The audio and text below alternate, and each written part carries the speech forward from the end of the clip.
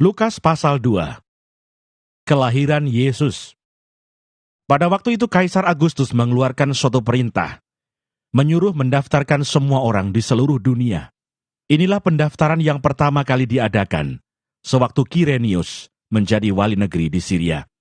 Maka pergilah semua orang mendaftarkan diri, masing-masing di kotanya sendiri.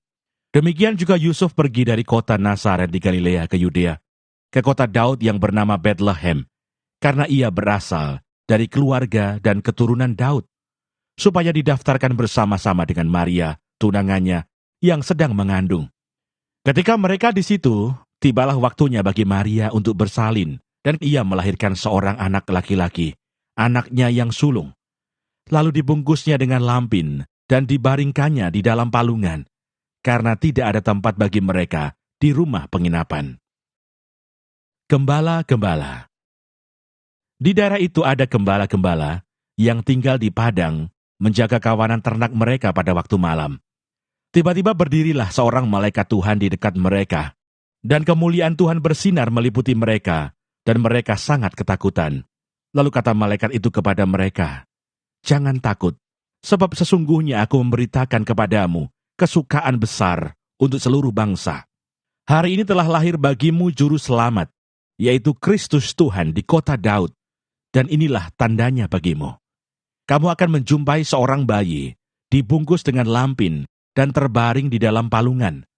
Dan tiba-tiba tampaklah bersama-sama dengan malaikat itu sejumlah besar bala tentara surga yang memuji Allah, katanya, "Kemuliaan bagi Allah di tempat yang maha tinggi, dan damai sejahtera di bumi, di antara manusia yang berkenan kepadanya." Setelah malaikat-malaikat itu meninggalkan mereka dan kembali ke surga, gembala-gembala itu berkata seorang kepada yang lain, "Marilah kita pergi ke Betlehem untuk melihat apa yang terjadi di sana, seperti yang diberitahukan Tuhan kepada kita." Lalu mereka cepat-cepat berangkat dan menjumpai Maria dan Yusuf dan bayi itu, yang sedang berbaring di dalam palungan. Dan ketika mereka melihatnya, mereka memberitahukan apa yang telah dikatakan kepada mereka tentang anak itu. Dan semua orang yang mendengarnya heran tentang apa yang dikatakan gembala-gembala itu kepada mereka. Tetapi Maria menyimpan segala perkara itu di dalam hatinya dan merenungkannya.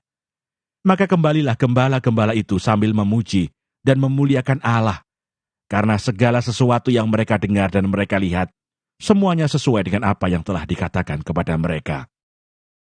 Yesus disunat dan diserahkan kepada Tuhan, Simeon dan Hana. Dan ketika genap 8 hari, dan ia harus disunatkan, ia diberi nama Yesus, yaitu nama yang disebut oleh malaikat sebelum ia dikandung ibunya. Dan ketika genap waktu pentahiran, menurut hukum Taurat Musa, mereka membawa dia ke Yerusalem untuk menyerahkannya kepada Tuhan. Seperti ada tertulis dalam hukum Tuhan, semua anak laki-laki sulung harus dikuduskan bagi Allah. Dan untuk mempersembahkan korban menurut apa yang difirmankan dalam hukum Tuhan, yaitu sepasang burung tekukur, atau 2 ekor anak burung merpati. Adalah di Yerusalem seorang bernama Simeon. Ia seorang yang benar dan saleh, yang menantikan penghiburan bagi Israel. Roh Kudus ada di atasnya, dan kepadanya telah dinyatakan oleh Roh Kudus, bahwa ia tidak akan mati sebelum ia melihat Mesias, yaitu dia yang diurapi Tuhan. Ia datang ke bait Allah oleh Roh Kudus. Ketika Yesus anak itu dibawa masuk oleh orang tuanya untuk melakukan kepadanya apa yang ditentukan hukum Taurat, ia menyambut anak itu dan menatangnya sambil memuji Allah, katanya, "Sekarang Tuhan, biarkanlah hamba-Mu ini pergi dalam damai sejahtera sesuai dengan firman-Mu. Sebab mataku telah melihat keselamatan yang daripada-Mu, yang telah Engkau sediakan di hadapan segala bangsa, yaitu terang yang menjadi pernyataan bagi bangsa-bangsa lain, dan menjadi kemuliaan bagi umat-Mu Israel." Dan bapa serta ibunya amat heran akan segala apa yang dikatakan tentang dia. Lalu Simeon memberkati mereka dan berkata kepada Maria, ibu anak itu, "Sesungguhnya anak ini ditentukan untuk menjatuhkan atau membangkitkan banyak orang di Israel, dan untuk menjadi suatu tanda yang menimbulkan perbantahan, dan suatu pedang akan menembus jiwamu sendiri, supaya menjadi nyata pikiran hati banyak orang." Lagi pula di situ ada Hana, seorang nabi perempuan, anak Fanuel dari suku Asher.